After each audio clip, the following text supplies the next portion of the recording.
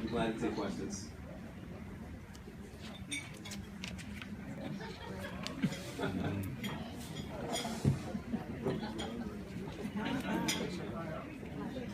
So you talked about behavioral innovation.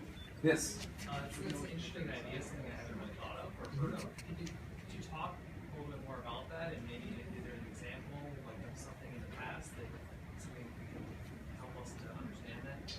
Sure. Well, I think, I said that Bermuda is a service economy, and so we should always be looking to enhance that customer experience. And so, when it comes to interacting with our clients, how can we differentiate ourselves? Paying attention to softer skill sets. Learning, first of all, what is softer skill sets, why they matter, and how they can be a differentiator.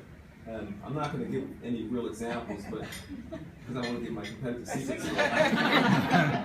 But I think that adaptability is a new competitive advantage. Emotional intelligence, I think, is really critical as well in terms of differentiating yourself, knowing when to push and when to pull. There's so much emphasis on the technical side of things, but no one's really. It's almost like a forgotten skill.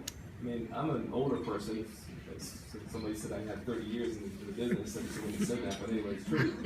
And I still struggle with when I go out sometimes and I see everybody, two people dating, and everybody's on their smartphone.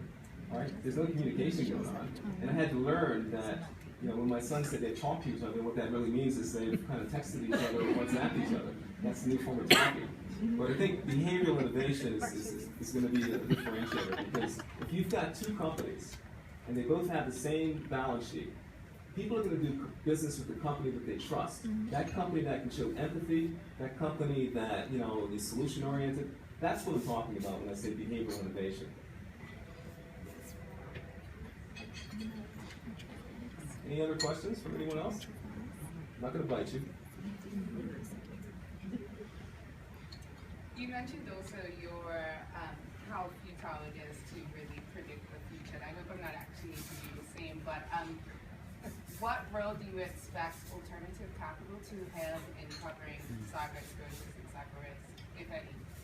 Well, let me just make a point of clarification. I think it's really time for us to stop calling it alternative capital, because it's not alternative capital. Capital is capital. I mean, it's coming from a different source.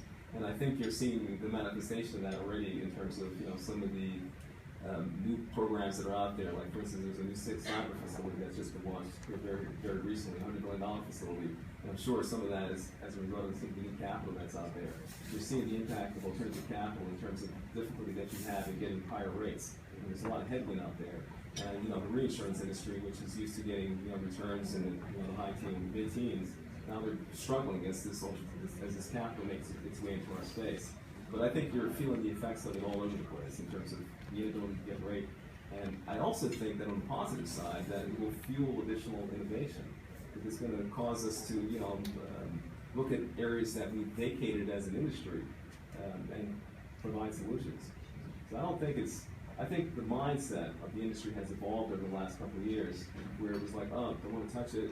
And there were different schools of thought. One school of thought was saying that they thought that the first natural catastrophe of any type of systemic proportions, that alternative capital would run for the hills. Well, that hasn't happened, and I don't think it's going to happen, because there's different correlations. I mean, these guys are looking at it as diversification of their portfolio. They're not looking at it as, how would I put it?